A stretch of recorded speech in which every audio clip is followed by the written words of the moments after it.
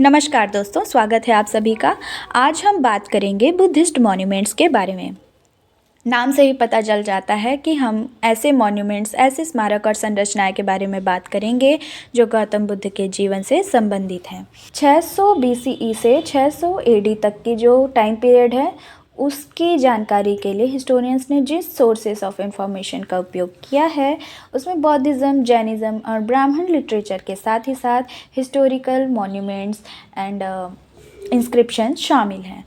तो इन साक्ष्यों में सबसे प्रभावी और सुरक्षित रूप में सांची और अमरावती के स्तूप सम्मिलित हैं।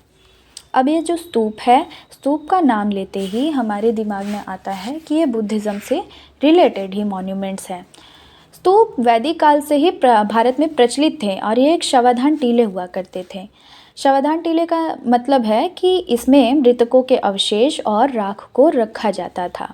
अशोक के राज्यकाल के दौरान स्तूप अपने चरमोत्कर्ष पर पहुंच चुका था।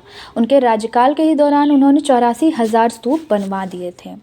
तो इसी तरीके से हम समझते हैं कि महात्मा बुद्ध से भी जुड़े जो अवशेष थे और उनकी अस्थियां या उनके प्रयोग में लाई गई जो वस्तुएं हैं उनको पवित्र स्थलों पर ज़मीन में दबाकर एक मिट्टी की संरचना बना दी जाती थी। इन टीलों को स्तूप कहा जाता था। वैदिक परंपरा से प्रेरित ये जो स्तूप हैं बौद्धों द्वारा बहुत ही ज़्यादा लोकप्रिय बना दिए गए। बुद्ध की मृत्यु के बाद 9 स्तूप बनवाए गए थे। इसमें शामिल है राजगिरी, वैशाली, कपिलवस्तु, अलक्कप, रामग्राम, वेथपीड़ा, पावा, कुशीनगर और पिपलीवन। तो इनमें 8 में मेधी में बुद्ध के अवशेष थे, जबकि 9वें में वो बर्तन था जिसमें मूल रूप से इन अवशेषों को रखा गया था। स्तूप का जो कोर है वो कच्ची ईंटों का बना होता था, जबकि बाहरी सतह का निर्माण पक्की ईंटों से किया जाने लगा। बाद में इसमें प्लास्टर की मोटी परत से भी ढकावट शुरू हो चुकी थी। ये जो पवित्र स्थल हैं ये महात्मा बुद्ध के जीवन से ही संबंधित स्थल थे, जैसे लुम्बिनी यानी उनकी जन्मस्थली, ज्ञान प्राप्ति स्थल बोधगया, उपदेश स्थल सारनाथ और निर्वाण प्राप्ति स्थल कुशीनगर। तो इसी तरीके से उनके जीवन से संबंधित और उसके भी आगे जब स्तूप संरचनाएं बनी तो भारत भर में और उसके भी आगे स्तूप बने थे। तो स्तूप को बौद्ध और बौद्ध धर्म के प्रतीक के रूप में अब जाना जाने लगा था। अशोकावदान नामक एक बौद्ध ग्रंथ है, उसके अनुसार अशोक ने महात्मा बुद्ध के अवशेषों को प्रत्येक महत्वपूर्ण शहर में बांटकर उनके ऊपर स्तूप बनवाने का आदेश दिया था। तो 2nd सेंचुरी BCE तक भरहूत, सांची, सारनाथ जैसे कई प्लेसेस पर स्तूप बन चुके थे। चलिए डिटेल में हम समझते हैं कि स्तूप की संरचना होती कैसी है। तो स्तूप के निर्माण और सजावट की जानकारी जो है स्तूप की वेदिका और स्तंभ पर मिले अभिलेखों में दान की चर्चाओं से प्राप्त हो जाती है। देखिए, कोई भी राजवंश और कोई भी महापुरुष, कोई भी व्यक्ति जो है वो कहीं भी दान दे रहा है, कोई संरचना बनवा रहा है, तो उसकी जानकारी जो है वो अभिलेख के रूप में वहाँ पे उत्कीर्ण करवाता था।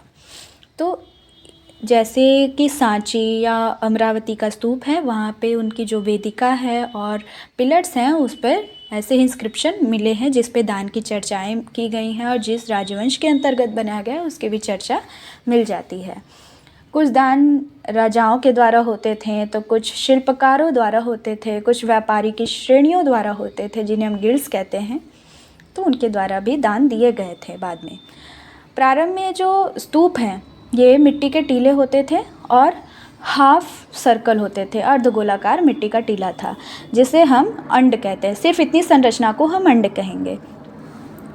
बाद में इसमें कई चौकोर और गोल आकृतियों के द्वारा संतुलन और एक जटिल रूप दिया गया। अंड के ऊपर एक हर्मिका भी होती थी। ये छज्जे की तरह जो ढांचा था वो देवताओं के घर का प्रतीक होता था। हर्मिका से ही छतरी लगी एक मस्तूल निकलती थी जिसे हम यष्टि कहते हैं। स्तूप के चारों ओर एक वेदिका होती थी।